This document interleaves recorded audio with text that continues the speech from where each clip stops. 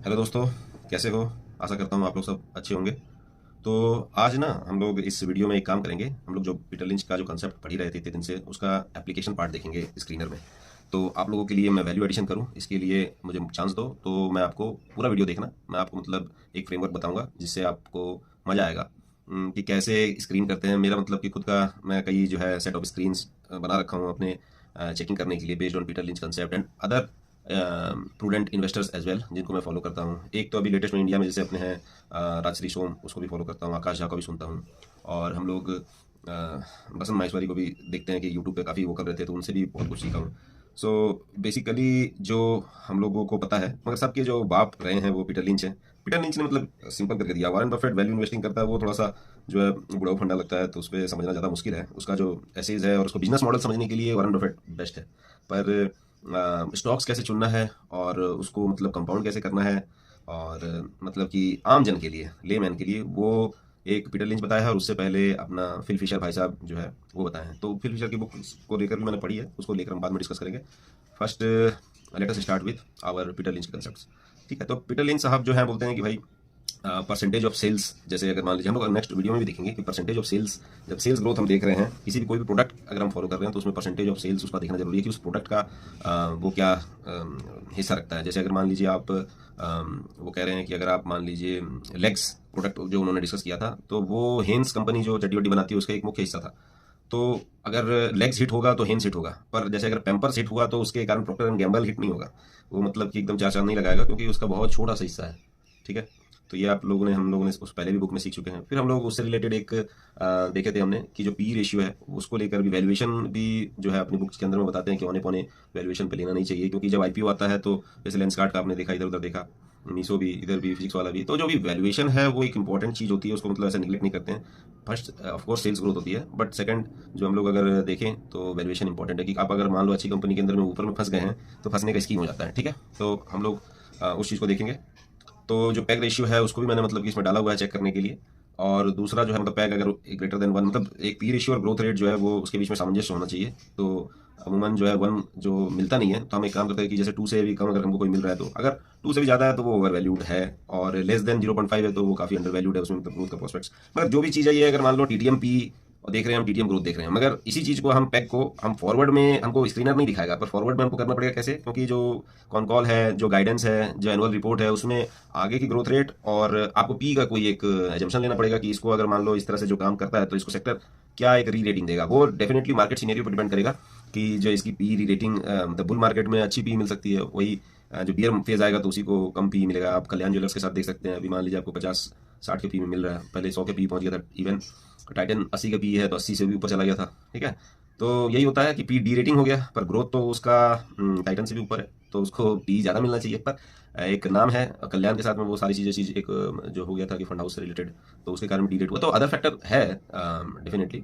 तो अगर मान लो कि जैसे हम लोग ने 7 जातियों ऑफ स्टॉक्स के बारे में डिस्कस कर दी थी कि डिविडेंड वाला भी कोई पसंद कर सकता है, तो जब डिविडेंड देने वाली है तो उसके साथ में हम कैसे देखें? तो वहाँ पे आपको growth plus dividend divide by P देखना पड़ेगा, तब वो जो एक जो आपका ग्रोथ आ रहा है, या मतलब PE divide by growth plus dividend देखना पड़ेगा, तब वो जो डिविडेंड एडजस्टेड पैग रेशियो है वो मान लीजिए आपका 1 से कम होगा तो आप कह सकते हैं। ठीक है, तो उसको हम लोग देख सकते हैं। फिर कैश पोजीशन जो है, कैश पोजीशन मतलब उसके पास में कैश फ्लो आना चाहिए। कैश मतलब गले में जो पैसा आता है, मान लीजिए आप कोई भी कपड़े का दुकान करें तो आप कपड़ा बेचें, तो आपके पास में गले में बहुत सारा पैसा आ गया, पर आपको वही कपड़ा वापस खरीद लाना जो आपने बेचा, तो उसके लिए कुछ पैसा देना पड़ेगा। फिर ऑपरेशनल एक्सपेंडिचर होगा, बिजली पानी बत्ती, वो सारी चीज़ जो मतलब धंधे को ही इटसेल्फ सर्वाइव करने के लिए जो रिक्वायरमेंट होगी, उसको हम फ्री कैश फ्लो नहीं बोलेंगे। उसी कैश फ्लो में से जब वो चीज़ हटा देंगे जो धंधे को सुचारू रूप से चलाने के लिए जो हमारा कंपोनेंट रिक्वायर्ड है, और फ्री कैश फ्लो असल में उसको फ्री बोलेंगे कि उसको वापस री इन्वेस्ट करना उसी धंधे में, हमारी कोई बाध्यता नहीं है। बाध्यता नहीं है तो हम फ्री हैं, फ्री हैं, तो वही पैसा जो है फ्री कैश फ्लो है। और वही आप हो सकता है आप डिविडेंड के रूप में बांटे, या फिर आप उसको री इन्वेस्ट करें ग्रोथ के लिए। तो वो एक इंपॉर्टेंट कंसेप्ट है हमारा कैश फ्लो के लिए, जो मैंने अभी आपसे डिस्कस किया। डेट फैक्टर, डेट भी अगर मान लीजिए बहुत ज़्यादा ग्रोथ के लिए आपने डेट बहुत ज़्यादा ले लिया है, तो डिपेंड करेगा कि आप उस फील्ड में सक्सीड करते हैं कि नहीं। अगर डेट टू इक्विटी अमूमन मतलब कम होनी चाहिए। ठीक है, आप कितना कम होना चाहिए? कोई बोलता है 1 से कम होना चाहिए, कोई 0.5 से, मगर पीटर लिंच कहते हैं 0.33, मतलब 1/3 अगर हो तो हम कन्वीनियंट है, कंफर्टेबल है। ठीक है, तो वो कंफर्टेबलनेस डिपेंड करेगी। जैसे मान लीजिए B2 रिटेल दिखिएगा तो वो डेट टू इक्विटी आपको नहीं मिलेगा उससे कम में, इवन 2 से भी ज़्यादा है, तो वो डेट लेके, कर्जा लेके उसको एग्जीक्यूट करने का कॉन्फिडेंस है और आपको भी कॉन्फिडेंस आ रहा है कि वो कर पाएगा, तो वेल एंड गुड है।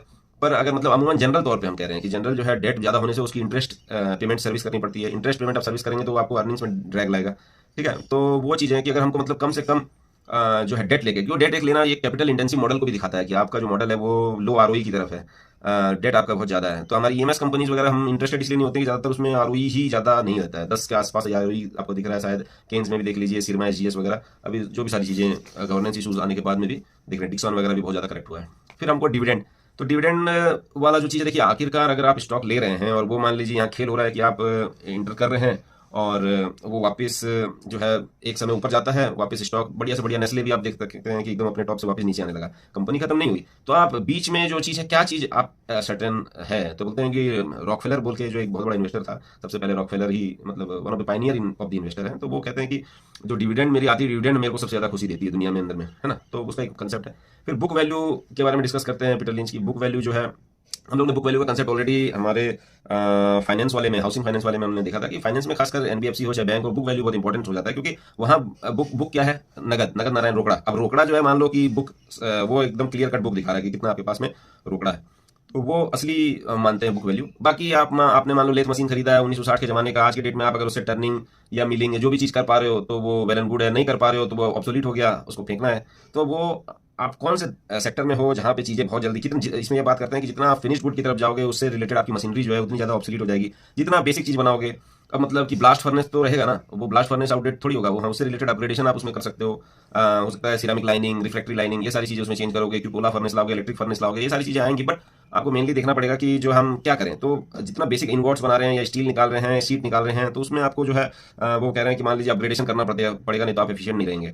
और मान लीजिए जो आप वो सारी चीज़ें मतलब एक तरह से हमसे डिस्कस कर रहे हैं कि बुक वैल्यू जो है वो आपकी दिखेगी बहुत ज़्यादा। मान लो आपका कॉटन का मिल है और कॉटन मिल में जो मिल ले रखे हो, आपको दिख रहा है कि भैया ये तो 40-40, 50-50 हज़ार रुपये में मेरे को मतलब कि 5-5 करोड़ की मशीनें मिल रही है, पर जाके पता चलेगा जबकि वो बुक वैल्यू में दिख रही है और वो मगर सब ऑब्सोलीट हो गई हैं, वो कोई काम की नहीं है, वो जब डंपयार्ड करने वाली हैं। तो आपने अगर उस दिवालिया होती कंपनी को अगर उसमें बुक वैल्यू को जज करोगे तो उसका कोई वैल्यू नहीं है।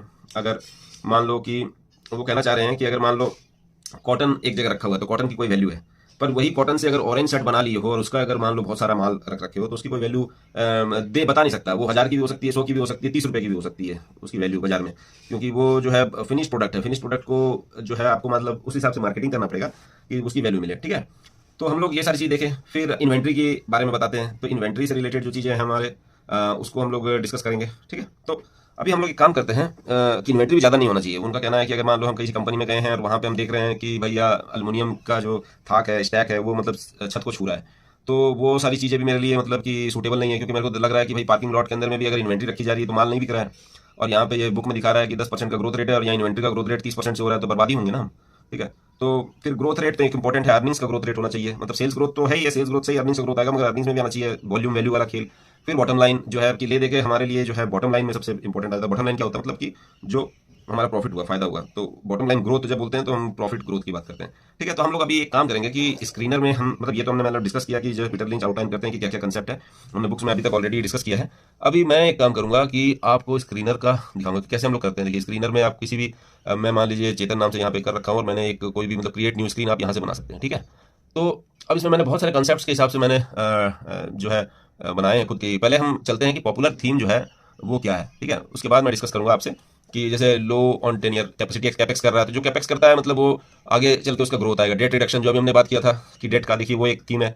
फिर कंपनीज क्रिएटिंग न्यू हाई, तो ये किस लिए है, क्योंकि जो कंपनीज ये किसी किसी ने बना रखा है पॉपुलर थीम, इसको मतलब यूज करते हैं। हम लोग उसको डिस्कस कर रहे हैं कि ये थीम क्यों है रेलिवेंट, क्योंकि न्यू हाई का मतलब होता है नई कहानी। तो जो इसके अंदर में आप अगर मान लो इसको टच करके देखोगे कि क्रिएटिंग न्यू हाई, तो अभी बियर मार्केट के अंदर में भी अगर मान लो कोई कंपनी जो है वो नया हाई बना रही है, ये ऑलरेडी क्रिएटेड मेरे द्वारा नहीं, मान लीजिए यहाँ एक दिख रहा है कि प्रत्युष जी के द्वारा ये क्रिएट की गई है, ठीक है। तो न्यू हाई ये बना रहा है, क्यों बना रहा है, कैसा है ये। तो जैसे ये कॉम्प्लेक्स सिनेमा, ये वी वर्क जो हम लोग कर रहे थे कि ये जितने भी मतलब ऑफिस स्पेसेस वगैरह हो रहे हैं, ये आईसीआईसीआई के एएमसी जैसे अभी आया स्टेलेंट सिक्योरिटीज़, जो अभी नया काम है हम लोग का कि जो भी एडवाइजरी वगैरह करते हैं।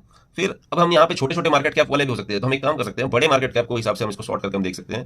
भाई रिलायंस इंडस्ट्री, एचडीएफसी, मतलब एक तरह से भारतीय एयरटेल, इतना जितना चल रहा है, मतलब हर एक जब निफ्टी अपना न्यू हाई बना रहा है 26,000 पे जैसे आया था, तो उसमें वापस नीचे आ गया, पर कुछ जो उसके कंस्टिट्यूएंट है अगर वही बना रहे होंगे जब तो निफ्टी बना रहा है। तो रिलायंस, एचडीएफसी, भारतीय, ICICI, SBI, Bajaj finance, Larsen Toubro जो भी है, ये लोग सारे मतलब हैं कि ये बना रहे हैं। तो ये हमको मतलब एक तरह से बहुत ज़्यादा ये नहीं दिखा रहा है, कि ये मार्केट के, तो हमको पता चला कि ये जो है एक जनरल सा बन गया। ठीक है, अब यहाँ पे स्क्रीन में क्या यूज किया कि current price greater than high price 0.8, मतलब अपने टोटल अपने ऊपर से सिर्फ 15% करेक्ट हुआ हो, उससे ज्यादा नीचे नहीं गिरा हो, मतलब स्ट्रेंथ दिखा रहा है। तो इसमें ये जो है मार्केट कैपिटलाइजेशन 100। अब इसी को हम मान लीजिए इसको चेंज करेंगे, भाई छोटी मोटी कंपनियों को यहाँ नहीं लेनी है, हमको एटलीस्ट लेनी है कि 1,000 करोड़ तो हमको कम से कम मिले। अब इसको आप करके आप रिफाइन कर दीजिए प्रत्युष जी की अब जैसे आप यहाँ रिफाइन कर दिए तो आपको देखो पता चलेगा कि वी वर्क। अब यहाँ पे आप यहाँ आरओसी से सॉर्टेड है। ठीक है, तो इस प्रत्युष जी वाले में हमने ये कर दिया था। हम देख रहे हैं कि वी वर्क जो है नया कहानी है, देखिए ऑफिस स्पेस का कहानी है, एसेट मैनेजमेंट कंपनी भी एक है। फिर हम इसको एक काम करते हैं हम कि सेफ इंटरप्राइजेस। अब ये क्या चीज़ का काम करता है, जैसे मेरे को नज़र में आ रहा है ये सेफ इंटरप्राइजेस। तो सेफ इंटरप्राइजेस क्या करता है भाई, तो retail fixture, limited design, supply install, soft fitting, retail fixture, तो ये सब जो काम है मतलब कि इस तरह का काम पहले से है नहीं बहुत ज़्यादा। तो हम लोग एक ही पे ज़्यादा फिक्सेटेड नहीं होंगे, हम लोग एक बार वापस वहीं पे चलते हैं। तो मैं अपना स्क्रीनर दिखाने से पहले I would like to discuss about few of the जो ऑलरेडी थीम्स हैं। तो अब देखिए यहाँ पे न्यू हाइक हमने ग्रोथ विदाउट डाइल्यूशन, देखिए इक्विटी जितना डाइल्यूट करेगा उतना शेयर होल्डर के लिए फायदा की चीज़ नहीं है। ठीक है, तो इसीलिए फिर दूसरा है एफआईआई बाइंग। तो एफआईआई किसको खरीद रहे हैं, तो एफआईआई पागल तो है नहीं, अगर इंस्टीट्यूशन है और वो मान लो कर रहे हैं। कई बार हमारे ही इंडियन इन्वेस्टर जो है वो मॉरिशियस या इधर उधर सोलोमन आइलैंड या जहाँ पे टैक्स हेवन है वहाँ पे पैसा किधर उधर से करते हैं, या उसके वहाँ से रीरूट करके फॉरेन पोर्टफोलियो इन्वेस्टर के तौर पे आ रहे हैं कि कैसे आ रहे हैं, we don't know. Just I am guessing कि अगर if they take position in the smaller companies maybe they know something. ठीक है, फिर यहाँ पे ये सौरभ मुखर्जी का कॉफी कैन पॉपुलर है, तो पॉपुलर वाला पैसा नहीं बनाएगा आपको, क्योंकि सब जो कर रहे हैं वही आप करेंगे। ये फिर टेक्निकल के हिसाब से किन्होंने कुछ बनाया कि डारबाज scan, golden crossover, 200 DMA को काट रहा है, 50 डीएमए को ऊपर जा रहा है, ये सारी चीज़ें, ये हम लोग प्राइस वॉल्यूम एक्शन, ये आरएसआई ओवर सोल्ड है क्या है, तो वो टेक्निकल बेसिस पे हम नहीं देखते हैं। तो bull cartel, quarterly Grover, best of large quarter, तो किसकी मतलब कि क्वार्टरली रिजल्ट इस बार सबसे बेस्ट आया है, उस हिसाब से आप देख सकते हैं। ठीक है ना, तो क्वार्टरली रिजल्ट्स के हिसाब से मतलब जो है हम देख सकते हैं। फिर वैल्यूएशन स्क्रीन जो वैल्यू इन्वेस्टर के हिसाब से है कि लॉस टू प्रॉफिट है, लॉस टू प्रॉफिट जो है हमारा वो टर्न अराउंड वाली स्टोरी को जो पीटर लिंच की उसको वैलिडेट करता है। फिर हाईएस्ट डिविडेंड यील्ड शेयर्स, ये हमारी वो है कि भाई हम अगर मान लो कि उस तरह के कंपनी को ले रहे हैं सीआईएल, एनटीपीसी, तो वो कैटेगरी 7 कैटेगरी में एक था ना कि जो स्लो ग्रोवर है तो एटलीस्ट क्या वो डिविडेंड दे रही है तो वो मिलेगा। ठीक है, high ratio of market value to investment, ये भी मान लीजिए आप एक्सपेंशन कितना हो रहा है उस तरह से देख सकते हैं। बुक वैल्यू ओवर 5 टाइम्स, ये मतलब ऑलरेडी स्टेब्लिश्ड, मतलब बुक वैल्यू 5 टाइम्स मतलब उसके खाते से 5, मतलब ये ऑलरेडी स्टेब्लिश्ड प्लेयर है, इसकी बुक वैल्यू 5 से ऊपर हो रही है, इसका मतलब इसको पब्लिक आप देखेंगे इसको तो इसको मतलब ये ऑलरेडी अच्छी कंपनीज हैं जिसको मतलब मार्केट रिकॉग्नाइज कर चुका है इसके बुक्स को। इस पे अब यहाँ पे हम जाके इसको अगर हम ऐसा करें ये नहीं ये कर book value over 5 times price market cap, ये लिखा रहा किसने बनाया पता नहीं, गलत बना दिया है इसने। ठीक है, अब हम लोग चलते हैं अपने इस पे। तो एफआईआई बाइंग, बुल कार्टेल और companies creating new high, popular stock screens वगैरह हो गया। ठीक है, इसमें ही अगर आप जाएंगे तो यहाँ स्क्रीन्स में आप यहाँ पे जाके ये देखिए यहाँ ब्राउज सेक्टर्स है, तो यहाँ पे ये बहुत इंपॉर्टेंट मेरे को अच्छा लगता है। मैंने पिछली बार आपको हाउसिंग फाइनेंस वगैरह कंपनी इधर से ही मान लीजिए चुन के किया था। अभी अगर मेरे को मान लीजिए फाइनेंस से रिलेटेड देखना है, health care equipment and supply से देखना है, होटल देखना है, तो मैं इधर से यहाँ से देख सकता हूँ इंडस्ट्री वाइज से, उसके बाद उसको जो है ऊपर नीचे करके सॉर्ट कर सकता हूँ जो भी मेरे को पैरामीटर में उसको जज करना है। ठीक है, अभी मतलब हमारा जो है बहुत सारी स्क्रीन में मैंने ये लगा रखा है एज ए कंजर्वेटिव इन्वेस्टर की, जैसे डीआईए की चाल ऑन स्मॉल फॉर धमाल। ठीक है, तो अब मैं ये देख रहा हूँ कि भाई इसमें स्क्रीनर का पहले मैं लॉजिक लगाता हूँ, बताता हूँ, उसको एक्सप्लेन करता हूँ, फिर बात करेंगे। जैसे डीआईए होल्डिंग ग्रेटर देन 3, तो मैं मतलब कि ये देख रहा हूँ कि डोमेस्टिक ओरिएंटेड जगह अगर फंड है उसको मैं अगर देखना चाहूँ कि फंड हाउस किसको लेना चाह रहे हैं, उनको हो सकता है कि यहाँ की नॉलेज ज़्यादा हो। फिर बहुत ज़्यादा भी डिस्कवर नहीं होना चाहिए, जैसे पीटर लिंच कहते हैं कि डीआईए होल्डिंग लेस देन 13 मैंने रख दिया कि अगर सब म्यूचुअल फंड वाले एसआईपी करके उसी को पैसा डाल रहे हैं तो वो ऑलरेडी डिस्कवर्ड हो गया है। नेट कैश फ्लो मैंने यहाँ पे जस्ट रखा है कि पॉजिटिव, की किसी को मिस नहीं करें, मतलब कैश फ्लो मगर आपको मैं ऐसे देखना पड़ेगा कि कैश फ्लो टू सेल्स है ना, तो वो 1/10 मतलब होना चाहिए, 10% एटलीस्ट कैश फ्लो होना चाहिए। तो यहाँ पे उस तरह डाल सकते हैं free cash flow, sales growth 35%। अगर मतलब बहुत ज़्यादा सब क्राइटेरिया डाल देंगे तो स्क्रीनर में आपको क्या है, जीरो रिजल्ट दिखा देगा। तो इसीलिए आपको वो मॉडरेट करना पड़ेगा कि मार्केट कैपिटलाइजेशन मैंने डाला है जैसे कि ग्रेटर देन 1000 और लेस देन 40,000, मतलब मैं स्मॉल कैप ओरिएंटेड कंपनीज को ही देखना चाह रहा हूँ इसमें। अब ये चेंज इन डीआई होल्डिंग मतलब है कि लेटेस्ट क्वार्टर में वो स्टॉक को खरीद रहे हैं, बढ़ा रहे हैं, मतलब इस दाम पे भी वो कंफर्टेबल हैं। और जो है कि इसके अंदर में पिछले 3 सालों में उनका खरीदने का ऐसा नहीं कि ये वन ऑफ हुक है कि इस क्वार्टर में ले लिया किसी डीआई ने, अगर वो पिछले 2-3 साल से भी लिया जा रहा है। और अनप्लेस्ड प्रोमोटर होल्डिंग जैसे 38% से ऊपर है कि जैसे प्रोमोटर प्लेस कर रखा है तो उसमें हमने कंफर्ट नहीं होता। तो उसमें जैसे हमने यहाँ पे ये वाला एक मैंने मतलब नाम रखा है, थीम मेरा है कि भाई DI की चाल ऑन स्मॉल फॉर धमाल। तो धमाल मतलब हम लोग को अगर बहुत पैसा कमाना है उसके लिए, ठीक है। तो ये पब्लिक नहीं कर रखा मैंने, बट इसको मैं अभी पब्लिक आपको करके दे रहा हूँ कि भैया देखिए, मतलब इसमें जोटा है। तो जोटा आपका अगर आप देख रहे हैं इसमें, तो आप देखते हैं कि ये मार्केट क्या 5,000 करोड़ के आसपास में है। इसका जो है सेल्स हमको यहाँ पे देखिए, सबसे पहले हमको देखना है कि सेल्स, तो यहाँ पे year on year quarterly sales growth आपको दिख रहा होगा। तो इसको हम यहाँ पे अगर इसको शॉर्ट करेंगे तो हमको पहले दिखेगा कि भाई जोटा है। तो जोटा तो ये फार्मा वाला है, PTC इंडस्ट्रीज है, ये अपना इससे रिलेटेड इंडस्ट्रियल इक्विपमेंट वगैरह से रिलेटेड है। आइनॉक्स विंड, मैं विंड और सोलर वाले से दूरी रहता हूँ। एस्ट्राजेनेका फार्मेसी, ठीक है, 98 का PE, ये 4 जो भी है। अब इसमें क्या चीज़ है, तो यहाँ पे आप देखेंगे कि एस्ट्राजेनेका फार्मेसी जो है फिर भी पैक जो है 2.27 दिखा रहा है। फिर अंदर जाना पड़ेगा, 22,000 करोड़ का मार्केट कैप है, ये है वो है। 37% का सेल्स ग्रोथ है, तो मैं मतलब इस पे कंफर्टेबल हूँ, ठीक है। पर अब ये 98 का PE के हिसाब से मतलब हमको देखना पड़ेगा। तो चेंज इन FII होल्डिंग, कोई बेच रहा है कोई खरीद रहा है, तो इस पर मतलब फिर अंदर और जाना पड़ेगा। देखिए, होल्डिंग का एक रखना मेरे लिए इंपॉर्टेंट ये नहीं है कि हमको देखना है कि कौन क्या ले रहा है। हमको ये इंपॉर्टेंट है कि I am not the smartest Charlie in town, ठीक है, कि जो अपॉर्चुनिटी मुझे ही दिख रही है, ऐसा नहीं होना चाहिए कि वो सिर्फ मुझे ही दिख रही है और किसी। तो इसलिए I want to have a safe bet, ठीक है। तो एक एनालिसिस हम लोग का चल रहा है, ठीक है। तो अभी हम लोग वापस स्क्रीनर पे चलते हैं कि हमारी, तो इस पे हमने मतलब कि देख लिया स्ट्रायनिक्स परफॉर्मेंस, ये ABS रिलेटेड काम करती है। प्रीम एक्सप्लोसिव, अब ये डिफेंस से रिलेटेड है, काम कर रहा है। तो डिफेंस वाले एक साइक्लिकल हो सकता है, तो उस पर हमको नहीं खेलना। तो मान लो मेरे को इसमें कोई पसंद नहीं आया, या जोटा आया, तो जोटा भाई P इसका कुछ नहीं है, मतलब निगेटिव है, फिर भी इसको मार्केट इतना क्यों रिवार्ड कर रहा है, देख रहे हैं। मतलब ये 200 DMA, मतलब 200 DMA के रिस्पेक्ट में इसका जो है मतलब 22% ऊपर है, ठीक है। तो ये मैंने एक रेशियो खुद से क्रिएट किया है ये वाला, तो उससे आप देख सकते हैं कि ये 22%। तो ऐसे ही पागल थोड़ी है लोग, इसको क्यों कर रहे हैं, और अगर कर भी रहे हैं तो ये ROE इसका निगेटिव सब चीज़ें हैं। तो इसको हम जाकर समझना पड़ेगा कि ये टर्न अराउंड हो रहा है, इसमें सेल्स ग्रोथ कर रहा है, ये हो सकता है कि आगे चल के प्रॉफिट रिपोर्ट कर रहा है, ठीक है। तो उसको हमको और जाके डिटेल में ट्रैक करना पड़ेगा। इससे रिलेटेड जो है आपको डॉक्यूमेंट वगैरह देखना पड़ेगा कि हाँ भाई यहाँ पे ये क्या लिख रहा है, इसका जो ट्रांसक्रिप्ट है, समरी है, इसका ग्रोथ क्या है, गाइडेंस क्या है। तो अगर हम मान लीजिए इसको ही अगर पकड़े, तो यहाँ पे जाके हम इसको गाइडेंस लिख सकते हैं कि क्या गाइडेंस है। तो यहाँ पे अगर हम इसको बड़ा करें,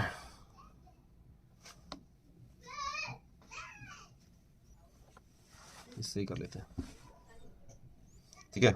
आई just wanted to run through again your outlook and guidance and it comes through what kind of revenue, ठीक है। नहीं, यहाँ पता चला फर्स्ट में कि so what is the expected store addition guidance, can it reach 500 new store addition to meet pre determined target. अब यहाँ पे डॉक्टर सुजीत पॉल क्या कहना है, एक बार देख लीजिए।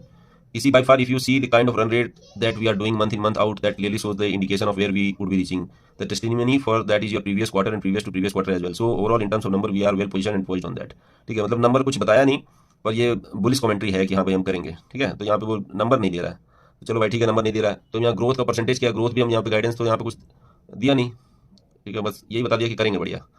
तो अभी हम ग्रोथ पे जाते हैं। ग्रोथ पे बहुत ज़्यादा है, तो ग्रोथ नंबर्स, अगर ग्रोथ नंबर्स पे कुछ है नहीं है, ग्रोथ रेट नहीं है, सेल्स ग्रोथ एक तो दिखा, एक जगह है, यही है। तो यहाँ पे हम लोग देखेंगे कि यहाँ पे क्या लिख रहा है, to address your first in both the first and second quarter of the current we have refer to same store sales growth based on 852 stores that were operational on we haven't provided same store data क्यों specifically, ठीक है। तो ये शुरुआत में जो सबसे पहले में ही आके वो बताता है, वो हम लोग पहले अगर देख लें तो उसमें नंबर्स वगैरह बताते हैं, पर क्वेश्चंस को हम और भी देख सकते हैं, ठीक है। तो जो भी है, ठीक है, गुड आफ्टरनून वगैरह कर लिया। फिर यहाँ पे हमारा बता रहा है कि our total store count has now reached 2055 outlet, 1207 COCO and 848 franchise on franchise operated outlet, ठीक है। तो ये क्या है, generic medicine across data high quality during this quarter we achieved milestone of opening 103 दवा इंडिया स्टोर, मतलब ये दवा इंडिया यही खोल रहा है जो जन औषधि वाला हो, ठीक है। तो ये धक खोल रहे हैं। Company is on track to open 800 new COCO stores in FY26, ठीक है। तो यहाँ पे to support our next phase of growth the board has approved fund raising proposal of 500 crore. तो यहाँ फंड रेजिंग चल रहा है फ्रॉम QIP जो भी है। This capital will be instrument in accelerating our store expansion and enhancing business scalability, ठीक है। तो अब यहाँ पे हम देख रहे हैं कि ये जो है ब्यूटी केयर, ये वो, तो दवा इंडिया जो है हमारा, अब ये ऑनबोर्डेड MS धोनी को ले लिए हैं, सुनील शेट्टी को ले लिए हैं ब्रांड एम्बेसडर फॉर दवा इंडिया, ठीक है। तो इसके बाद से ये चल रहा है। तो इसकी कहानी को समझ में आ गया। हिमांशु जोटा जो है वो फाइनेंशियल ऑपरेशनल परफॉर्मेंस बताएंगे, तो आप देख लीजिए। We are please to report quarter strong performance जो है 92% year on year compare to INR, इतना 12,000 करोड़ लाख इन्होंने कर दिया, और 6,700 लाख पहले था, ठीक है। तो नंबर परसेंटेज में चलते हैं कि भाई robust growth of 112%, by improved scale and efficiency. EBITDA जो है टर्न पॉजिटिव, ये बहुत अच्छा है। तो ये एक तरह से टर्न अराउंड है, EBITDA turn positive, generic medicine बना रहा है, ठीक है। तो ये फार्मा की कंपनी देखो थोड़ा सा ट्रैक करना डिफिकल्ट होता है कि उसके अंदर कौन सा फॉर्मुलेशन है, क्या है, नहीं है, चलेगा। मगर एक तरह से ये दवा इंडिया का कर रहा है तो कंज्यूमर सेटअप ले रहा है, इसमें गवर्नमेंट की तरफ से आ रहा है, तो उसको हम एक रेगुलेटरी ये कह सकते हैं कि ओवरहैंग इसके ऊपर में हर समय रहेगा कि जब अगर मान लो इसको कैंसिल कर दिया, जैसे कोई गवर्नमेंट से कॉन्ट्रैक्ट है, इसको कैंसिल कर दिया तो फिर इसको क्या मिलेगा, ठीक है। सो ये हम लोग ने इसको देखा। तो इस तरह से हम लोग को मतलब यहाँ पे देखना है कि डिस्पाइट 30% ऑफ रेवेन्यू ग्रोथ, ठीक है। तो यहाँ पे जैसे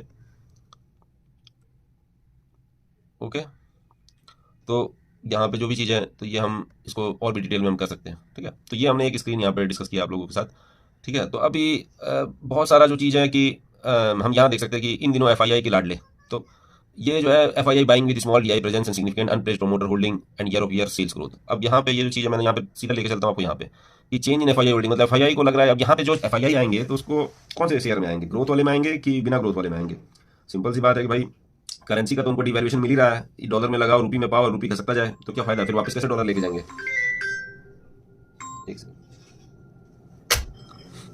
ठीक है, तो वो कैसे बताएंगे, तो ठीक है। तो ये चीज़ है। तो हमने यहाँ पे मगर फिर भी यहाँ पे सिर्फ 7 ही नाम आया, तो हमने क्या किया, चेंज इन FII होल्डिंग देखा कि भाई क्या है, FII holding minus change in FII holding less than 5%। ये नहीं कि मतलब जो है DI holding plus FII holding भी लेस देन 20 है, मतलब कि बहुत ज़्यादा डिस्कवर नहीं होना चाहिए कि DI FII मिलकर पता चला कि ये प्रोमोटर को हटा के और वही लोग ले रखे हैं, तो फिर उनका तो एक ओवरहैंग आ जाएगा सेलिंग का। तो यहाँ पे मेरे को चाहिए कि जहाँ पे इंस्टीट्यूशन उसका बढ़ा रहे हैं और उसको ऊपर ले जाएंगे, उसके अर्ली फेज में उसको पकड़ना है। ये नहीं कि पूरा एकदम सैचुरेट हो गया इंस्टीट्यूशन के साथ, अब तो IX टाइप इंस्टीट्यूशन ही इसको चला रहे हैं, प्रोमोटर कोई है नहीं, ठीक है। और DI होल्डिंग भी मतलब अपना डोमेस्टिक फंड भी होना चाहिए, क्योंकि इधर उधर मावेन फंड, ये फंड वो फंड, कई चीज फंड हो सकते हैं जो कि हम उस पर लेकर कंफर्टेबल नहीं हो सकते, कौन लिया क्या नहीं लिया, छोटा छोटा भी हो सकता है, ठीक है। अनप्लेस्ड प्रोमोटर होल्डिंग भी मेरे को चाहिए, पेग रेशियो लेस देन 1.25 चाहिए, और year on year quarterly sales growth चाहिए एकदम झकास 30% के ऊपर। तो यहाँ पे इसमें इसको हम इतना ज्यादा करने के बाद मेरे पास 7 नेम आते हैं, ठीक है, 7 नेम। जो बेसिक फ्लाई स्टूडियो हो गया, ठीक है। अब ये इसको हम जहाँ पे देख रहे हैं कि ROI के हिसाब से देखेंगे कि भाई कोई भी अगर मेनली क्या है कि अगर मान लीजिए कि सेल्स ग्रोथ बहुत अच्छा है तो वो सेल्स ग्रोथ सस्टेन कहाँ से करेगा। अगर ROI कम रहेगा तो उसको या तो इक्विटी डाइल्यूशन करना पड़ेगा पैसा उठाने के लिए और ग्रोथ को सस्टेनेबल बेसिस पे, या तो फिर मतलब प्रमोटर अपना स्टेक बेच के मतलब इक्विटी डाइल्यूट करेगा, या तो फिर उसको कर्जा लेना पड़ेगा, डेट। अगर वो नहीं करेगा तो डेट लेना पड़ेगा, तो डेट से भी मतलब बैलेंस शीट हेवी होगी, और इक्विटी डाइल्यूट कर देगा तो बैलेंस शीट वाले नहीं हेवी हो, पर हमारे लिए जो इन्वेस्टर के लिए क्या होगा, वो वैल्यू क्रिएट नहीं करेगा।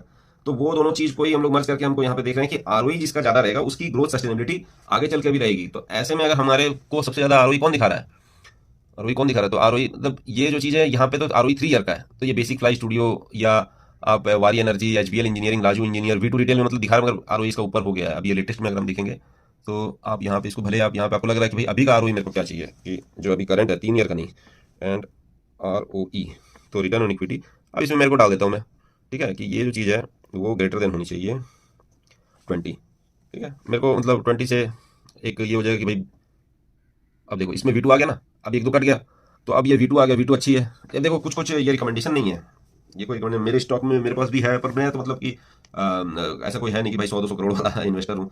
तो जस्ट हम लोग एनालिसिस कर रहे हैं, तो हमारे होने ना होने से भी मतलब कि बहुत ज़्यादा कुछ फर्क नहीं पड़ेगा कि हम इतने बड़े स्केल पे ऑपरेट नहीं कर रहे हैं, हम लोग सब सीख ही रहे हैं। और हम लोग अपना क्यों नहीं सीखे, है ना, पीटर लिंच से हम सीखेंगे और भी बाकी लोग जो अच्छा कर रहे हैं उनसे सीखेंगे, ठीक है, जो सबसे। तो यहाँ पे हम लोग देख सकते हैं कि ये हमारे पास आया, कौन क्या काम करता है, जैसे V2 रिटेल तो अपना जो है रिटेलिंग का बिजनेस है, धंधा है। राजू इंजीनियर ये लोग कुछ कर रहे हैं, ये नीचे आपको बहुत मिल रहा है आपको 200 DMA का। तो ये HBL इंजीनियरिंग, ये आपका इलेक्ट्रिक व्हीकल से रिलेटेड जो भी पार्ट्स वगैरह है उससे। तो अब इसके बाद आप ये मतलब इसको मार्केट कैप से सॉर्ट करके आपको मतलब ये कॉन्फिडेंस आ जाएगा कि कौन सी वारी एनर्जी है। तो मैं जैसे सोलर और इससे रिलेटेड थीम में बहुत ज़्यादा नहीं जाता हूँ, ठीक है। HBL भी EV वाले उसी में आ गया, V2 कंज्यूमर फेसिंग है, इसमें कंफर्टेबल, तो कंफर्टेबलनेस भी होना जरूरी है।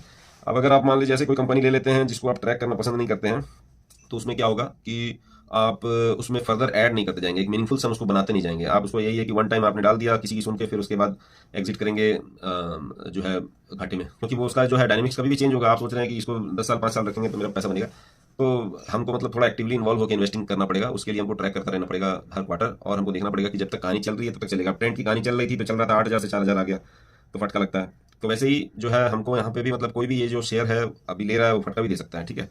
तो उस सेंस में हमको मतलब इसको एनालाइज करके देखना पड़ेगा, ठीक है। तो हम लोग यहाँ पे चलते हैं वापस स्क्रीन पे, एंड तो हम लोग यहाँ पे बहुत सारे मतलब कि मैं अभी एक बार इसी वीडियो काफ़ी लंबा हो रहा है तो इसी वीडियो में मैं सब कुछ तो नहीं कर सकता, बट